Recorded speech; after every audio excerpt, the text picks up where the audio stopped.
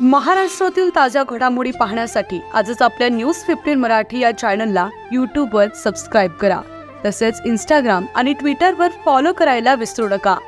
न्यूज15 मराठी, आवाज जनसामान्यांचा।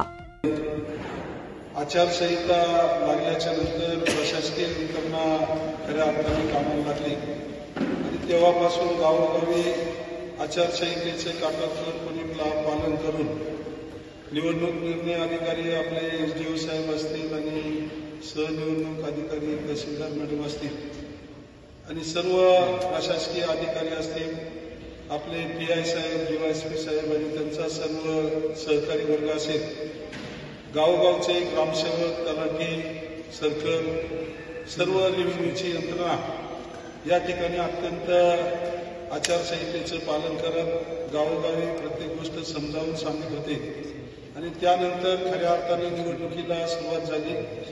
फॉर्म भरणे, त्यानंतर छाननी, नंतर माघारी आणि त्यानंतर मतदान आणि त्यानंतर काउंटिंग असे वेगवेगळे टप्पे या ठिकाणी पार पडत असताना खऱ्या अर्थाने या ठिकाणी निवडणूक निर्णय अधिकारी म्हणून आपल्या एसडीओ दौंडे साहेब असतील, तहसीलदार मॅडम, देवरे मॅडम असतील, सर्व आपले PI मोरे साहेब आणि त्यांचे सर्व सहकारी असतील, या सर्वांनी अत्यंत चांगल्या पद्धतीनं आपले जे सहकारी आहेत, सेवक वर्ग आहेत, यांना व्यवस्थित मार्गदर्शन करत ही निवडणूक अत्यंत चांगल्या पद्धतीनं चोखपणे पार पाडलेली आहे।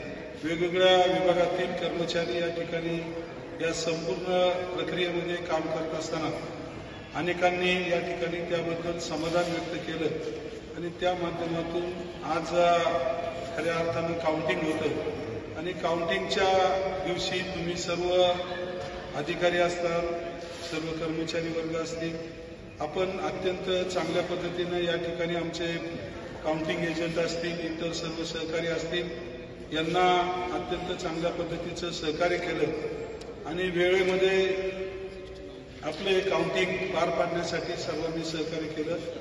आपण वेगवेगळ्या गावातून, वेगवेगळ्या तालुक्यातून सर्व मंडळी आलेला आहात। आम्ही सुद्धा या ठिकाणी कुठेतरी एका ग्रामीण भागामधून जरी आलो असतो तरी कायमस्वरूपी प्रशासकीय यंत्रणेशी आमची नाळ जोडली गेली असल्यामुळं प्रशासकीय यंत्रणा आणि पदाधिकारी यांचं जर व्यवस्थित कम्युनिकेशन असेल तर त्या ठिकाणी समाजाची कामं आपल्याला करता येतात।